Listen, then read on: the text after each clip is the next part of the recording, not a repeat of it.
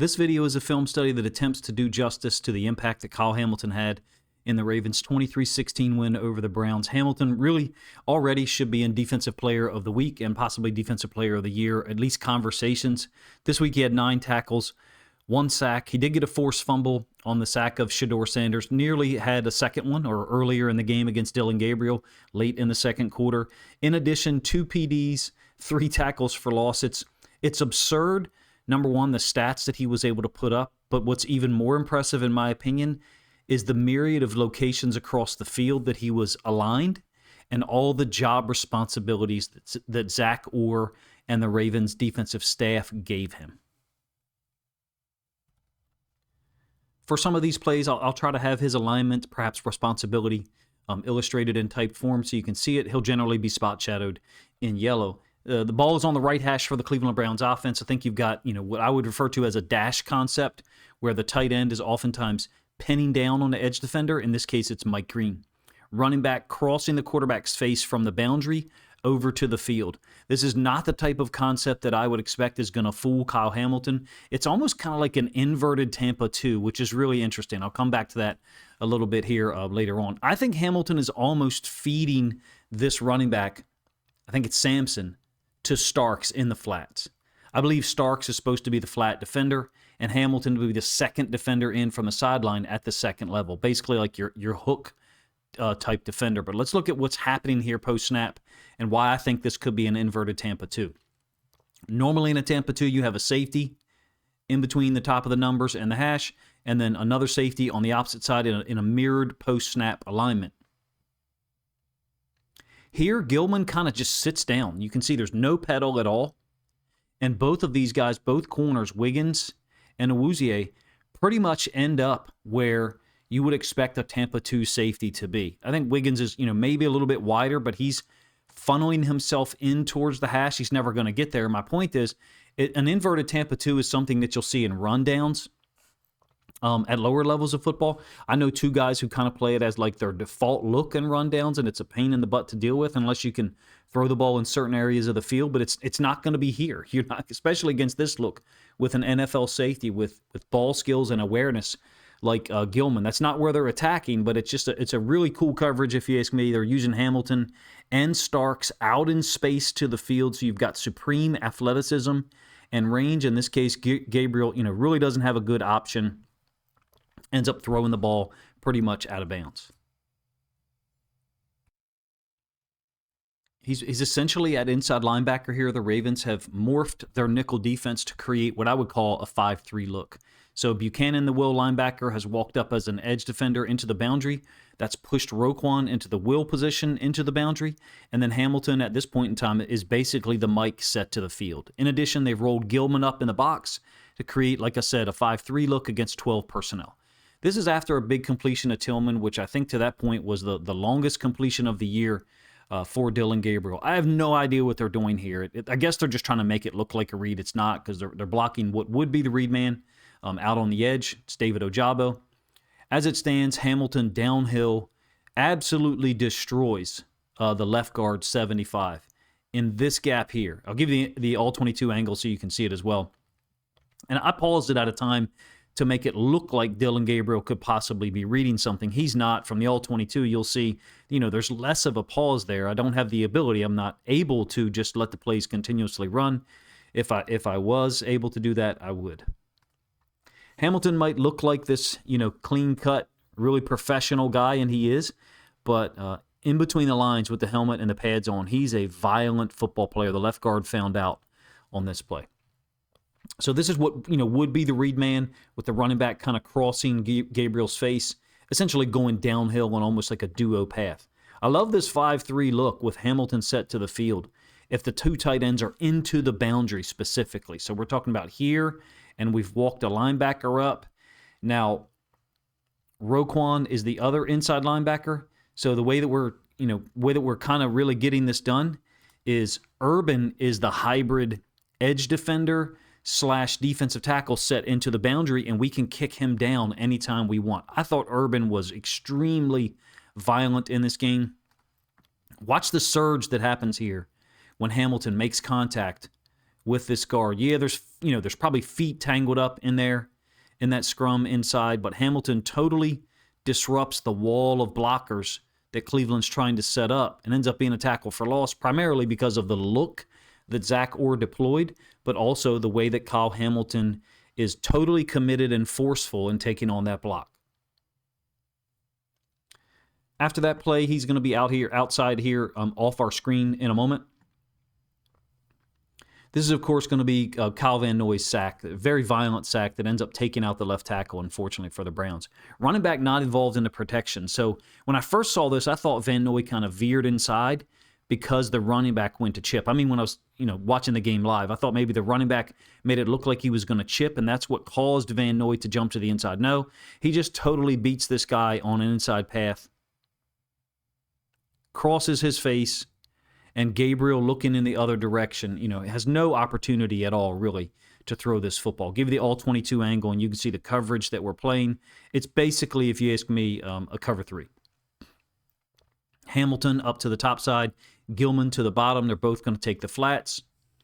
Awuzie and Wiggins, you could call this match if you want to, specifically the way that Wiggins deals with number 1 down here. Awuzie is just staying on top and observing.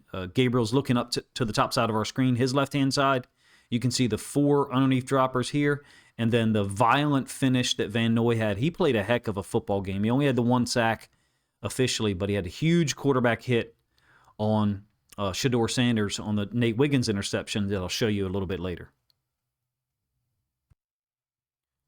Zach Orr's created another 5-3 look, if you ask me, but in a different manner in terms of where Kyle Hamilton is set up. He's still to the field, but he's now pretty much an edge defender. So I would say that what you've got, if you didn't know Kyle Hamilton's number, is you've got a 5-2, 3-4 odd front with the strong safety rolled up weak into the boundary. Why?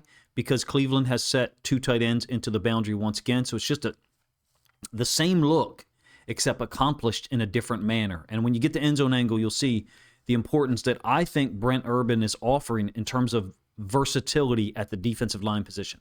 Hamilton's going to blitz, and on the run action away, he'll veer off to the quarterback. Dylan Gabriel's still in because, like I said, we're in the first half. It's a split zone concept. Fanning is looking for Hamilton to try to kick him out. Hamilton will redirect.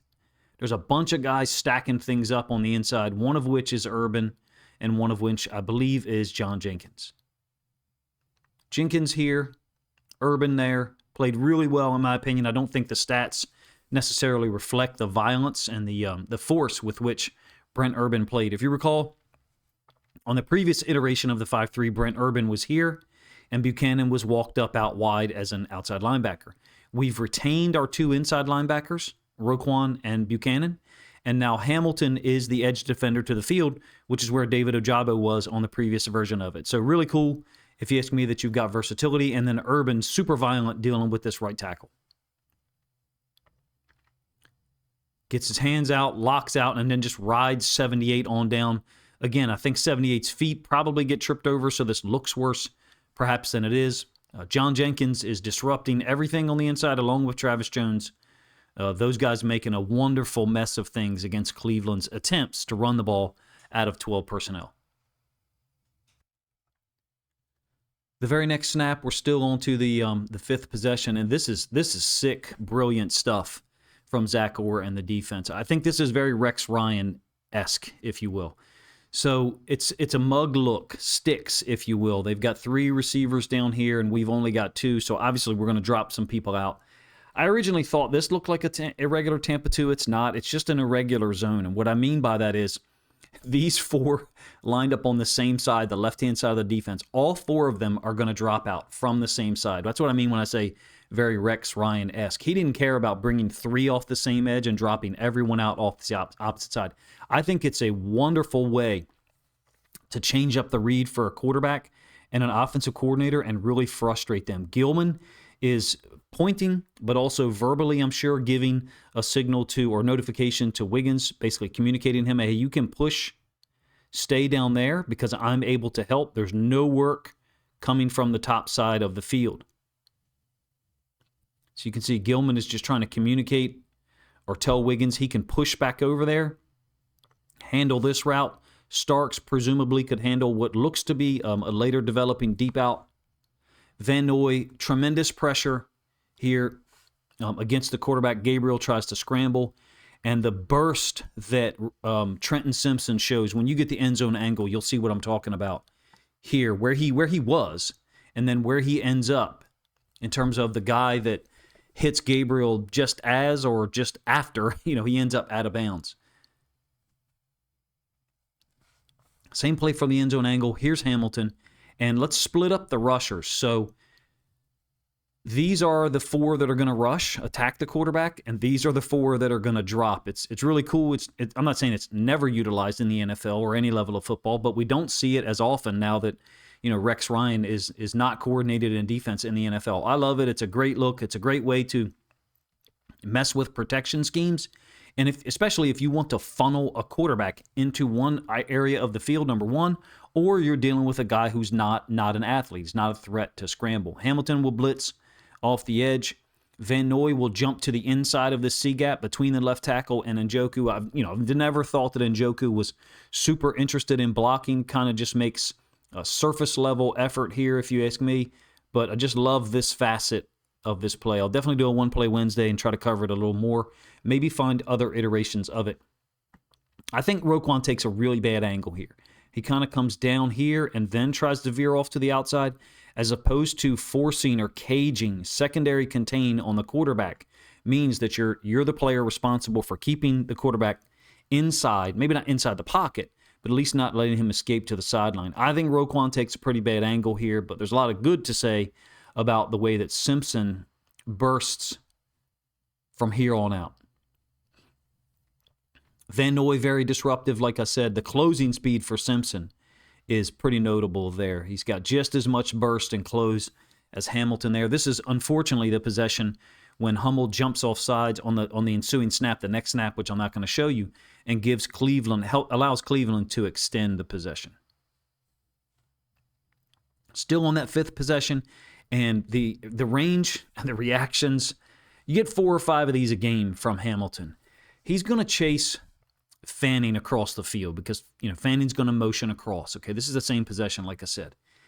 And so once he gets over there, Fanning's going to block. I think he ends up blocking Awuzie, the outside corner.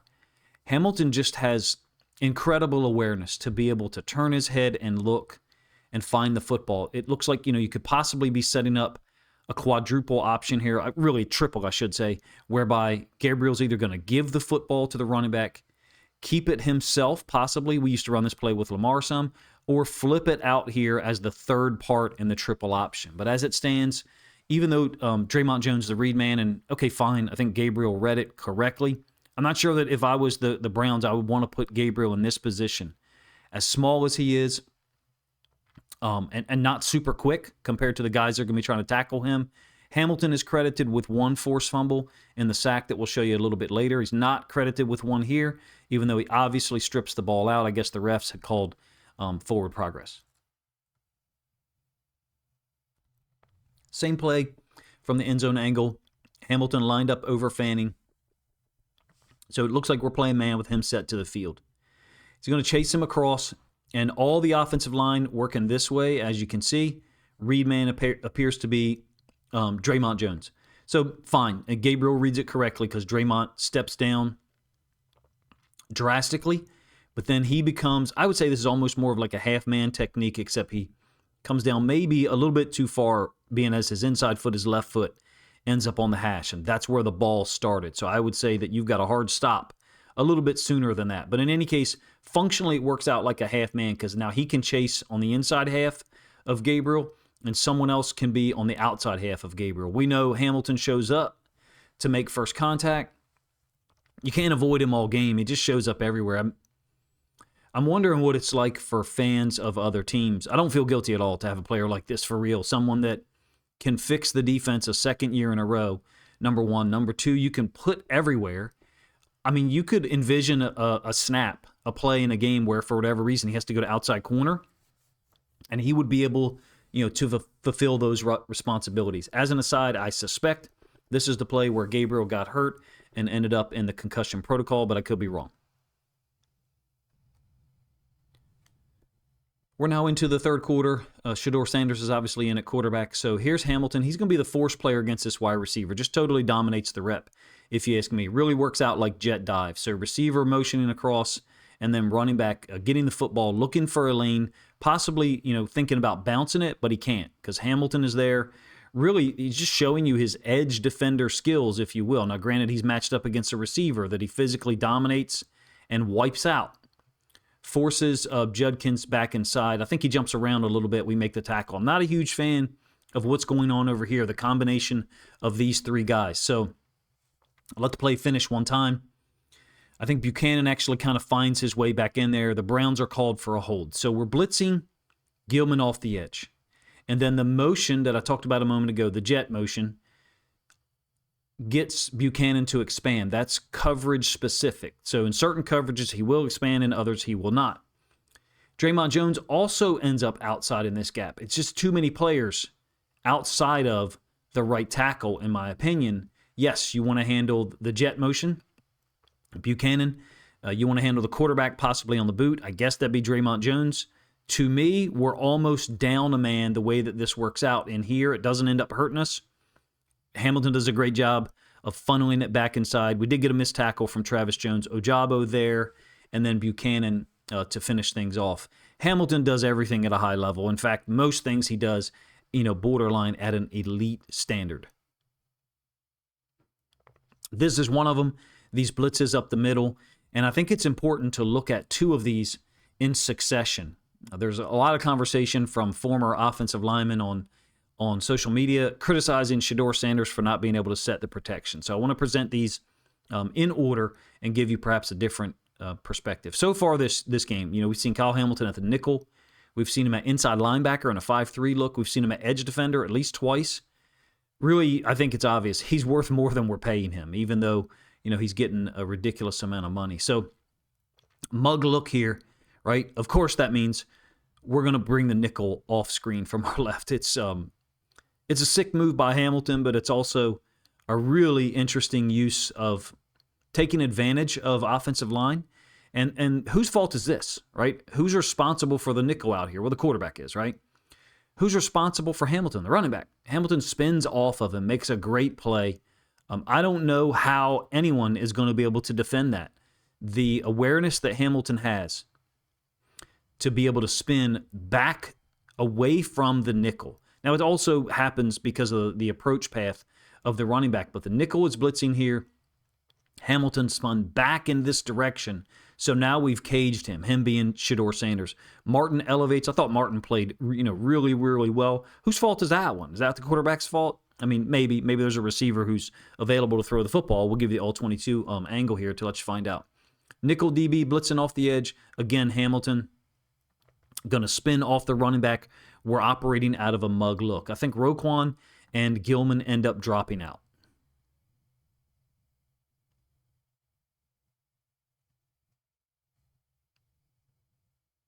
Pushing Starks down. Looks like some type of rotation between Wiggins and or Gilman. And Shedeur Sanders definitely looking to that side of the field. Hamilton is spinning off of the running back, while Martin ends up as a free rusher in a 5-man rush scheme. Doesn't look like there's really anywhere to go with the football for me, but that's not the point of what we're analyzing, but I thought it was worth mentioning. So much criticism of Sanders for not being able to set the protection at times with an offensive line that apparently doesn't work with at all. From a Ravens standpoint, after the second possession, I talked about this in a reaction video Sunday night, Ravens were able to hold Cleveland to 66 yards on the next 36 plays. So from the end of the second possession, when I think Cleveland gets a field goal to tie it at 3-all, until the final drive, which I'll show you, I think, a little bit of film of here, 36 plays, 66 yards, so less than 2 yards per play. Another example of the protection, and so many people have talked about the center being told by Shedeur Sanders to move to his right and basically getting it wrong. Think about the one that I just showed you, right? The running back with the missed block. Now, not only do we bring Hamilton through the A-gap, he's actually going to pick the left guard, 75, the same guy that he ran over on the run concept when we were in that 5-3 look. Now we're going to bring Van Noy, stunt him underneath. So functionally what happens here is the offensive line ends up sliding to this side. Fine, okay, Shedeur Sanders got it wrong, or the center in him got it wrong. Who cares? At some point, I would think you've got to have a little bit of awareness if you're an offensive lineman. This almost looks like the type of lineman that we field for the Ravens, meaning there's zero work for you out here. And Van Noy is free for an absolute crushing hit on Shedeur Sanders. Ends up being a pick for Nate Wiggins. Like I said, Van Noy played downhill. I feel like the acquisition of Draymond Jones seems to line up with Van Noy looking more like himself, the guy we've seen in the past couple of years. Maybe that's overly optimistic. In any case, it ends up working out in our favor. Briefly, we get the interception by Wiggins, and we waste it with an interception on the very next snap. Here's the all-22 angle of the same play. I think this is a really nasty 3 deep, 3 under, and I call it nasty because Awuzie, normally the corners are going to get depth in a 3 deep, 3 under. That's not what we're doing here. Awuzie kind of sits. There's the stunt that occurs with Hamilton picking the left guard, but Hamilton also occupies the running back. So the running back and the left guard are occupied, or the left guard's actually being picked by Hamilton. Left guard's trying to engage a defensive lineman. You've got 3 players for the Browns defending 1, Draymond Jones. And why I still think this is a zone blitz, even though it certainly doesn't look like one pre-snap, is what Keon Martin and Starks are doing. This is scary to see us executing this. It very much looks like what we saw in the preseason when so many of us were impressed by the defense. So remember, Roquan dropping out of there. I think he's an underneath dropper. Buchanan dropping out of there. I believe Awuzie is sitting in the flats with Starks intentionally rolling over the top. That's why I'm comfortable calling this a 3 deep, 3 under. We'll let it flow out a little bit. These would be your 3 deep defenders, and these will be your 3 under. I know that it doesn't look like that right now at the point in time as I draw on the screen. That's how my brain is interpreting it, and what I think is most unusual but also impressive about it is that Awuzie, the corner, is sitting in the flats. It almost ends up looking like a cloud cover 3, except it's a cloud zone blitz, which I've generally never heard of. This is a great play from Hamilton. Once again, kind of boxed. I don't know if you want to say that we're creating a 5-3 look. We're kind of doing this a little bit differently. Gilman's walked up. He's into the boundary, which he oftentimes does. This one I think Hamilton would like to have back, not from a reaction standpoint, but from the standpoint of the way the play finishes. First of all, he gets the penalty. But even before that, he dropped an interception, which could have changed the way that he's being interpreted right now as a Defensive Player of the Year candidate, but definitely Defensive Player of the Week. So there's Hamilton on what really is a play-action boot from Shedeur Sanders. Unbalanced look with the wide receiver motioning down. So unbalanced means you have guard and then tight end, and now both tackles for the Browns are on the same side. They do this often, try to create the illusion or the threat of running the football over to this side into the boundary. We do a nice job, if you ask me, Wiggins getting depth to deal with Njoku. But then also, I think that's Starks up to the top side, kind of coming down onto that route. Hamilton identifies the eyes of Shedeur Sanders, looking back to the inside. It's Cedric Tillman, the wide receiver who motioned down to kind of help out with Draymond Jones on the edge. I'll give you the all-22 angle so you can see it yourself. There's the unbalanced look, guard, tight end. And then up here, perhaps not really encompassed by that rectangle very well for me, is guard, tackle, tackle. So they've created an unbalanced set.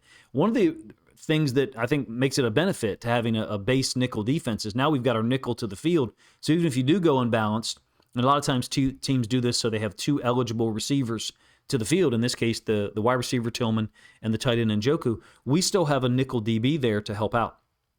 I think this is a really nice job by Draymond Jones of dealing with this guy running the hide concept. Sliding behind the heels of the offensive line, Draymond Jones will collision him. Jones, is not in a position to get to Shedeur Sanders at all, but he's got great recognition here. He's being rode down by Tillman, the receiver who motioned down. That's the guy that will eventually be targeted on this play. And Draymond Jones veers to get in the way of that receiver running across. So we basically wiped out one of the available options for Shedeur Sanders. Wiggins and Starks are going to converge on Njoku, trying to run what looks like a corner route, and they basically end up bracketing him or funneling him over and under. Hamilton missed opportunity at an interception. He's gone here if he catches this football, number one, but at least it gave Wyatt Teller something else to complain about. It's kind of unbelievable that there's more in terms of what they asked Kyle Hamilton to do over the course of the game. I do have some concerns about his durability. He's extremely durable, but how long can he do this week by week? When we have opportunities to get him off the field, I would like to see us do that. We just haven't had them here recently, trying to scratch and claw and fight to get back to 5-5. Ninth possession now. Shedeur Sanders has just scrambled 2 plays earlier on a 3rd and 3 to get a first down. It's a 2nd and 8. Hamilton's set up as the nickel to the field. He's going to take on Fanning in a lead concept. Basically, he ends up being what I would call the force player. Ojabo plays a little bit of a lag technique against this left tackle. Maybe he's wrong. We're talking about right here. But as it stands, Hamilton quickly flows over the top, engages Fanning in the lead concept, and then forces the running back to cut back inside. Hamilton actually makes the tackle along with a couple of other guys. We're not really ready here pre-snap. Same play from the end zone angle. We're not really ready here pre-snap. He's communicating with Starks, Gilman, and it looks like Buchanan as well. Fannin is set up as the fullback. It's a really nice job, I think, by Roquan to get over the top here of a zone combo between the left guard and the center. When I say Ojabo's playing a little bit of a lag technique, it means he's almost kind of ending up underneath of this block in the B gap such that Roquan can gap exchange it. I actually don't think that Ojabo's supposed to be doing this here. He could just be stepping too far or stepping poorly. But in any case, it works out in our favor. Roquan is there along with Kyle Hamilton. What's crazy is the stats were great from this week for Hamilton, but the film is even better. That's why I'm showing you so many plays.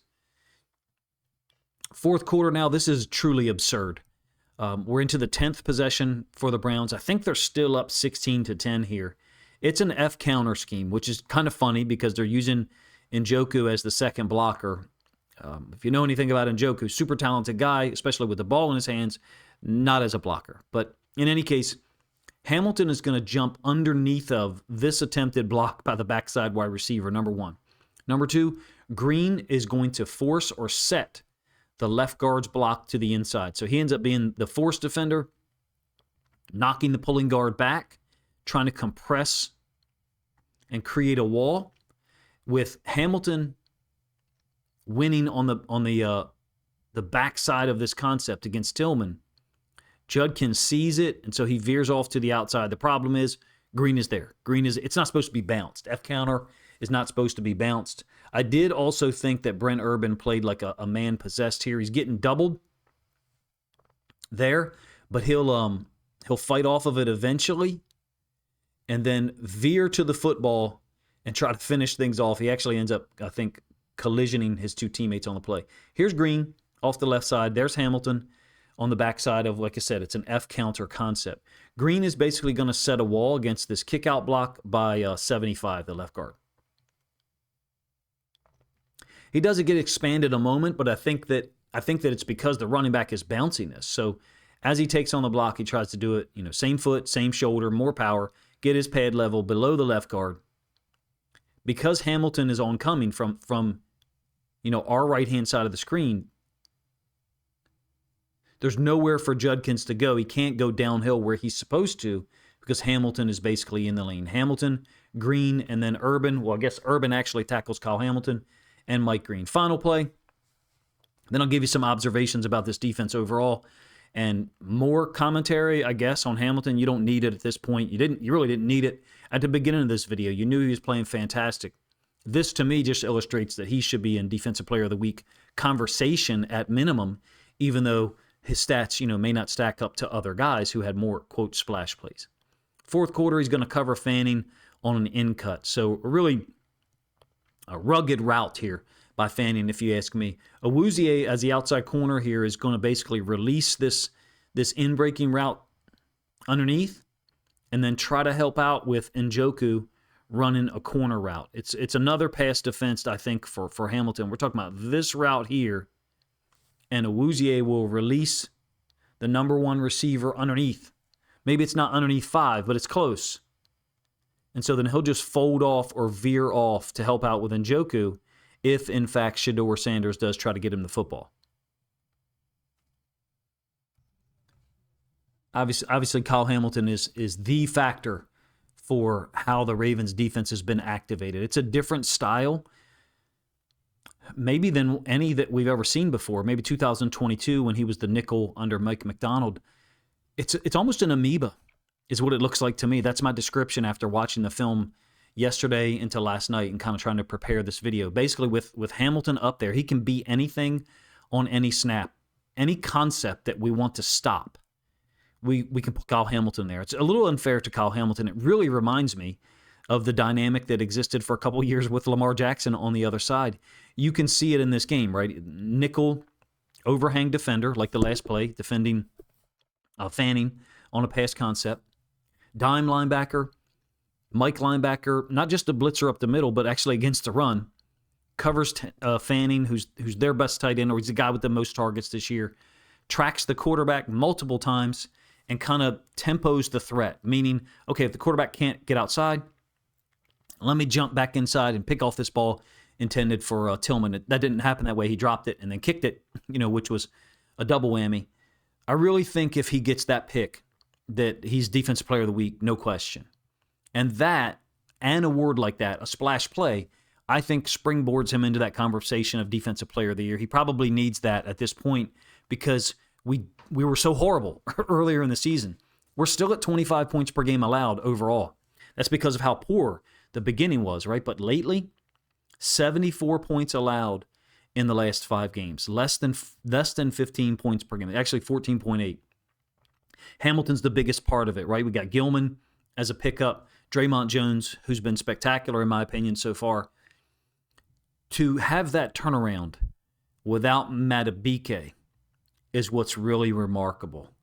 So if you were doing this with Madubuike playing at the level that he can play at, then great. We're doing this without one of our top 2 or 3 or 4 players on the defensive side.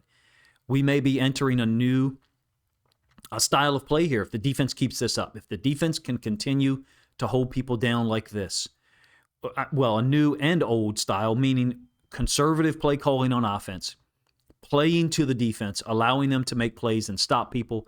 We didn't win the turnover battle this game, but we have recently, at least since Kyle Hamilton moved up to the dedicated nickel position. But at this point, I think you have to call him a nickel Sam because they pretty much put him wherever they want to, pending whatever they're trying to stop on any particular snap. I appreciate you guys' time. If you enjoyed the video, please let me know in the comment section. I recognize this one is really long-form content. And another defensive video after I did one on Chidobe Awuzie on Monday afternoon. If you guys enjoyed the video, please let me know in the comment section, first of all. Second of all, if you'd like to see this work shared to a larger audience directly, then please consider grabbing a link to this video, sharing it out on social media so other Ravens fans can enjoy it as well.